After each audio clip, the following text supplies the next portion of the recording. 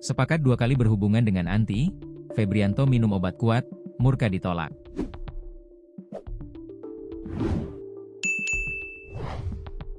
Terungkap alasan yang membuat Febrianto, 22, murka terhadap Anti Puspitasari, 22, hingga akhirnya nekat membunuhnya, yakni ditolak berhubungan yang kedua kalinya.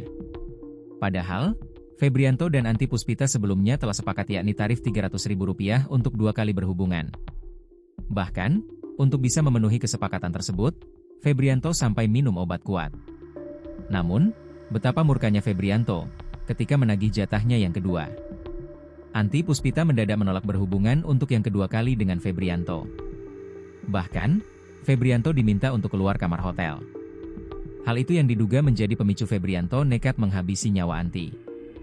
Hal tersebut terungkap berdasarkan pengakuan Febrianto seusai ditangkap tim gabungan dari Jatanras Polda Sumsel dan Satreskrim Polrestabes Palembang saat berada di kawasan Air Kumbang, Kabupaten Banyuasin, Rabu, 15 Oktober 2025. Dikutip Tribun Lampung Co. ID dari tribunnews.bogor.com, Febrianto, tersangka pembunuhan ibu hamil di Palembang ternyata pakai obat kuat saat kencan dengan korban.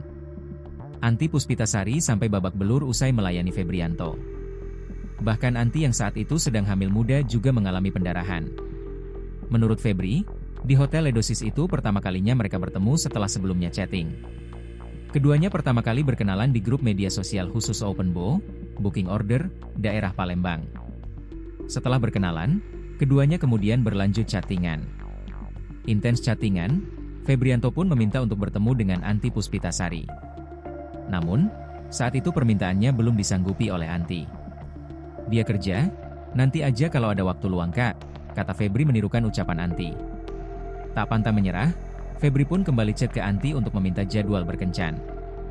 Ia langsung menanyakan tarif untuk bisa tidur bersama Anti Puspitasari. Terus berapa hari lagi janjian, berapa kak, kata dia.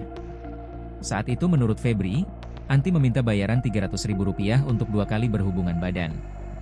Jadilah di hotel itu, tapi yang nantuin hotel dia, jelas Febri lagi. Mendapat lampu kuning dari Anti, Febrianto pun kemudian langsung bergegas menuju ke hotel. Keduanya janjian bertemu di hotel pada Jumat sore. Saat itu, Febri pergi ke hotel dengan memesan ojek online, sementara Anti naik motor usai mengantar suaminya. Febrianto pun langsung melakukan transaksi pemesanan kamar. Aksinya itu sempat rekam kamera CCTV yang viral di media sosial. Mereka lalu masuk ke dalam kamar hotel sekitar pukul 17.30 waktu Indonesia Barat. Kemudian sekira pukul 18 WIB, Febrianto keluar kamar seorang diri dan mengunci kamar.